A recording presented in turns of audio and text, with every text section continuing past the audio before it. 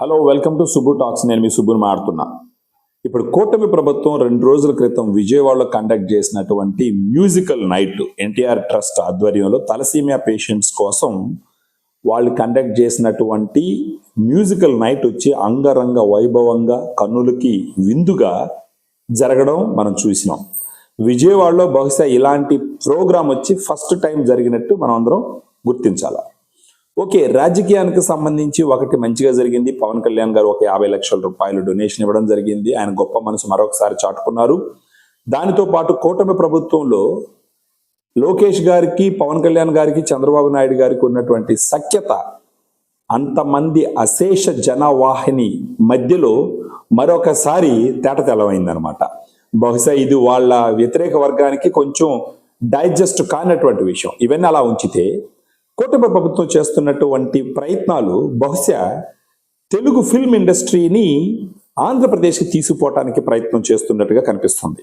అంటే తెలుగు ఫిల్మ్ ఇండస్ట్రీని ఆంధ్రప్రదేశ్కి తీసుకుపోవడం సాధ్యమవుతుందా, లేకపోతే ఎన్నో సంవత్సరాలుగా హైదరాబాద్లో Telugu film industry already establish అయ్యింది కాబట్టి ఇక్కడ అన్ని ఫెసిలిటీస్ ఉన్నాయి కాబట్టి ఫర్దర్గా వాళ్ళకి రావాల్సినటువంటి చేయవలసినటువంటి ఫర్దర్ డెవలప్మెంట్కి సంబంధించి లేదా స్టూడియోల్ని ఆంధ్రప్రదేశ్లో కూడా ఎక్స్పాండ్ చేసే విధంగా ఆలోచనలు జరుగుతున్నాయా అంటే జరుగుతున్నాయి అన్నట్టే మనం గమనించాల్సి వస్తుంది. కారణం ఏంటంటే ఆ మ్యూజికల్ నైట్లో తమన్ గారు పదే పదే విజయవాడ వచ్చేద్దాము, ఇక్కడ స్టూడియో ఓపెన్ చేద్దాము, అప్రూవల్ వచ్చేసింది, మనకు పర్మిషన్ వచ్చేసింది అనేసి బహుశా అక్కడ ఉన్న జనాలను ఉర్రు తొలగించడానికి ఆయన మాట్లాడిన భాషగా మనం గమనించినప్పటికీ జరుగుతున్న ప్రయత్నాలు చూసినారంటే బాలకృష్ణ గారు తమన్కి వచ్చేసి ఒక పోషే కారు ఇవ్వడం జరిగింది. 1.5 crore కారు గిఫ్ట్గా ఇవ్వడం జరిగింది. నందమూరి తమన్ అనేసి పిలవడం జరుగుతుంది, నా సోదరుడు అని చెప్పడం జరుగుతుంది.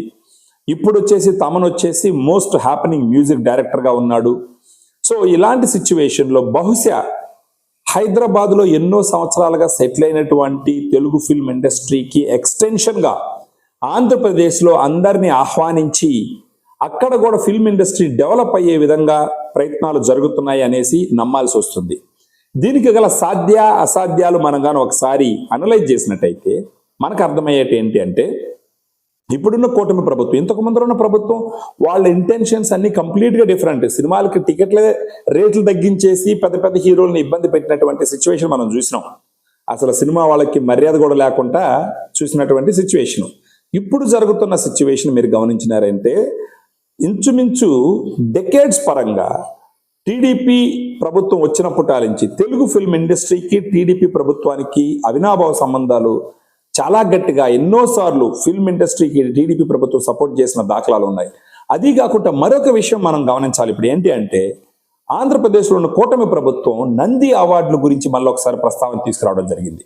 అంతకు ముందర ఇవ్వవలసిన నంది అవార్డులు ఆపేయడం జరిగింది. ఇప్పుడు మళ్ళా ఆ నంది అవార్డులు అర్హులైనటువంటి కళాకారులకి ఇవ్వాలా అని చెప్పేసి మరొకసారి దాని గురించి డిస్కషన్ జరుగుతుంది. తొందరలో నంది అవార్డులు ఇచ్చేటటువంటి కార్యక్రమం కూడా ప్రారంభించబోతారు.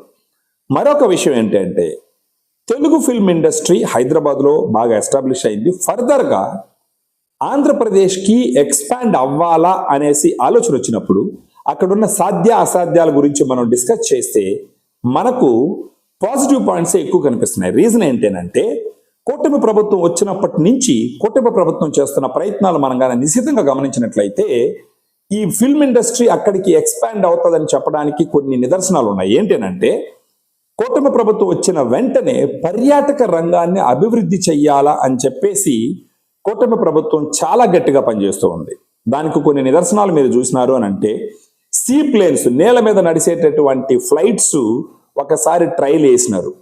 ఈ ట్రైల్ వేసిందే కాకుండా ఈ ఫ్లైట్స్ అంటే ఆంధ్రప్రదేశ్లో ఉన్నటువంటి కొన్ని పర్యాటక ప్రదేశాలని అనుసంధానం చేస్తూ, ఫర్ ఎగ్జాంపుల్ అరకు, లంబసింగి, కాకినాడ, శ్రీశైలం, విజయవాడ, అదేవిధంగా గండికోట, వీటన్నిటిని కలుపుతూ సీ ప్లేన్లు నడిపి పర్యాటక రంగాన్ని అభివృద్ధి చేయాలని ఒక ప్రయత్నం చేస్తూ ఉన్నారు.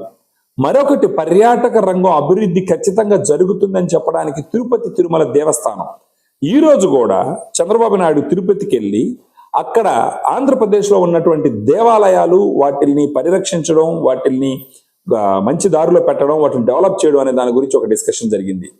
దాని తర్వాత మీరు చూసినారంటే అరకులో చలి పండుగ అని చెప్పేసి ఒక పండుగని ఈ ప్రభుత్వం వచ్చిన తర్వాత నిర్వహించడం మనం చూస్తూ ఉన్నాం. సో ఇప్పుడు అక్కడ జరిగేటటువంటి కార్యక్రమాలని ఒక పక్క ప్రపంచంలోనే టాప్ 5 సిటీల్లో ఒకటి అమరావతి ఉండాలనేసి ఒక ప్రయత్నం జరుగుతూ ఉంది. ఎన్నో కంపెనీలు ఆంధ్రప్రదేశ్కి వస్తూ ఉన్నాయి. చంద్రబాబు నాయుడు గారు మళ్ళా పనులు మొదలుపెట్టి శరవేగంగా పనులను ముందుకు జరుగుతూ ఉన్నాయి.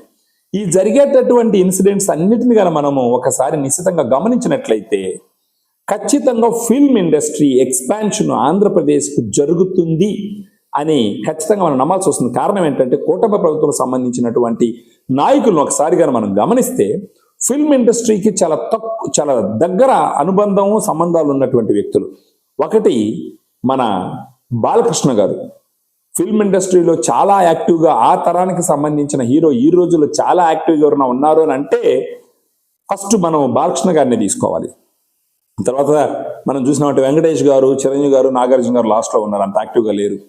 తర్వాత ఫిల్మ్ ఇండస్ట్రీ పరంగా కూడా ఎంతో గొప్ప స్థానంలో ఓజీ అనే సినిమాతో వచ్చి రాష్ట్రాన్ని దేశాన్ని ఉర్రూతులోగించడానికి రెడీగా ఉన్నటువంటి మన beloved deputy CM Pawan Kalyan garu, వీళ్ళిద్దరు సినిమా ఇండస్ట్రీతో చాలా దగ్గర సంబంధాలు అనుబంధాలు ఉన్నటువంటి వ్యక్తులు. దాంతోపాటు చంద్రబాబు నాయుడు గారు మొదటి నుంచి ప్రో సినిమా అనేసి ఒక పేరు ఉన్నటువంటి గొప్ప రాజకీయ నాయకుడు. వీటిని అన్నిటిని కనుక మనం గమనిస్తే కనుక తొందరలో ఆంధ్రప్రదేశ్లో ఫిల్మ్ ఇండస్ట్రీకి సంబంధించి ఎక్స్పాన్షన్ జరిగి అక్కడ ఉన్నటువంటి ఎన్నో పర్యాటక ప్రదేశాలు లైక్ తలకోన కానీ, వైజాగ్ కానీ, షూటింగ్కి అనుకూలమైనటువంటి ప్రదేశాలు, తర్వాత అరకు కానీ, లంబసింగి, గండికోట, కాకినాడ, ఎంతో సుదీర్ఘమైనటువంటి తీర ప్రాంతం ఉన్నటువంటి ఆంధ్రప్రదేశ్, వీటన్నింటిని మనం చూసినామనంటే తొందరలో ఫిల్మ్ ఇండస్ట్రీ ఆంధ్రప్రదేశ్కి వెళ్ళి అక్కడ కూడా ఎక్స్పాండ్ అయ్యి ఫిల్మ్ ఇండస్ట్రీకి సంబంధించిన కార్యకలాపాలు ఎన్నో జరుగుతాయి అనేసి మనం దీన్ని గమనించాలి. ఇదే కనుక జరిగిందంటే ఇటుపక్క తెలంగాణ ఆల్రెడీ అభివృద్ధి చెందింది, అదేవిధంగా ఆంధ్రప్రదేశ్లో ఫిల్మ్ ఇండస్ట్రీ వెళ్ళి వాళ్ళు ఎక్స్పాన్షన్ చేసినారు అంటే అక్కడ ఉన్నటువంటి ఎంతో మంది కళాకారులకు అవకాశాలు వస్తాయి, అక్కడ ఉన్న వాళ్ళకి ఎంతో మందికి ఉద్యోగాలు వస్తాయి. ఆంధ్రప్రదేశ్లో కూడా ఫిల్మ్ ఇండస్ట్రీకి సంబంధించి ప్రభుత్వం కొన్ని స్టూడియోలు కట్టడము అలాంటి ఒక దిశగా ఆలోచన చేసిందంటే మాత్రం లేటెస్ట్ టెక్నాలజీని తీసుకొచ్చి పెట్టి ఫిల్మ్ ప్రొడక్షన్కి సంబంధించినటువంటి కార్యక్రమాలు చేపడితే గనక తొందరలో ఆంధ్రప్రదేశ్లో కూడా ఫిల్మ్ ఇండస్ట్రీ గొప్పగా ముందరికి వెళ్ళేదానికి అన్ని అవకాశాలు ఉన్నట్టుగా మనం మొన్న జరిగినటువంటి కార్యక్రమం తర్వాత ఒక కన్క్లూజన్కి రావాల్సిన అవసరం ఉంది. ఇదే జరగాలని కోరుకుందాం. ఇటు పక్క తెలంగాణ అభివృద్ధి ఆల్రెడీ చెందుతూనే అదేవిధంగా ఆంధ్రప్రదేశ్ కూడా తెలంగాణ వెనకాల అభివృద్ధి చెందుతూ రావాలని చెప్పేసి కోరుకుంటున్నాం. వన్ మోర్ రీజన్ ఏంటంటే ఫిల్మ్ ఇండస్ట్రీలో ఉన్నటువంటి పెద్ద పెద్ద హీరోలందరూ కూడా ఒక రకంగా ఆంధ్రప్రదేశ్కి సంబంధించినటువంటి అక్కడి నుంచి మూలాలు ఉన్నటువంటి హీరోలు కాబట్టి ఖచ్చితంగా ఆంధ్రప్రదేశ్లో ఫిల్మ్ ఇండస్ట్రీ డెవలప్ అవుతుంది అని మనం అందరం ఎదురు చూద్దాం. అదేవిధంగా తెలంగాణ లాగా ఆంధ్రప్రదేశ్ కూడా తొందరగా అభివృద్ధి జరగాలని చెప్పేసి కోరుకుందాం. ప్రతి ఒక్కరు మన ఛానల్ని లైక్ చేయండి, సబ్స్క్రైబ్ చేయండి, షేర్ చేయండి. జై హింద్, జై అమరావతి.